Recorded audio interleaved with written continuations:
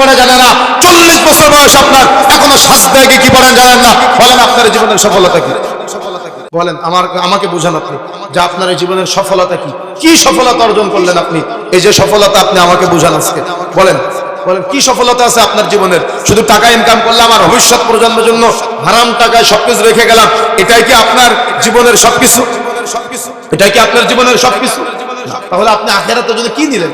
কিয়ামতের মাঠে সর্বপ্রথম হিসাব নেওয়া হবে সালাতের, কিন্তু আপনার সালাতের হিসাবের জায়গায় তো আপনি বাদ, আপনি ফেল, বাকি হিসাবগুলোর দিকে তো নাই গেলাম।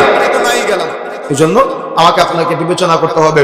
যখন আপনি বলবেন মালিকুল মুলক আল্লাহ সুবহানাহু ওয়া তাআলা, কিয়ামতের মাঠে সবচেয়ে বড় বিচারক আল্লাহ রাব্বুল আলামিনের কাছে কেউ ন্যায় বিচার ছাড়া অন্যায় বিচার পাবে না সেই দিন। আজকে যে আপনি আপনার বোনের জমি ফাঁকি দিয়ে বোনকে দিয়েছেন মাঠের মাঝখান থেকে, আর আপনি নিয়েছেন উন্নত জায়গায়, কিয়ামতের মাঠে যদি আপনার বোন দাঁড়ায়, আর দাঁড়াবেও কিয়ামতের মাঠে, কোনো মানুষের ছাড় দিবে না, তখন আপনি আফসোস করবেন আর বলবেন অকাল ইনসানু মালাহা।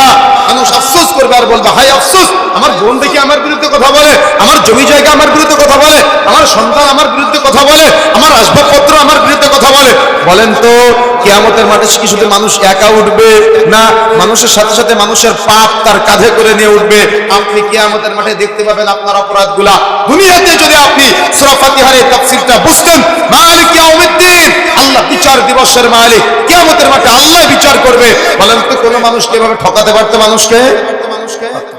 এটা হলো বিবেচনা, এটা হলো চিন্তা, এটা হলো ভাবনা, এটা হলো গবেষণা। সুতরাং প্রত্যেক মুমিনকে গবেষণা করতে হবে, প্রত্যেক মুমিনের ভাবনা থাকা চাই, প্রত্যেক মুমিনের চিন্তা থাকা চাই, প্রত্যেক মুমিনের ফিকির থাকা চাই যে আপনার রব আপনাকে দেখে, আপনার রব আপনার কথা শুনে, আপনার রব কিয়ামতের মাঠে আপনার বিচার করবে।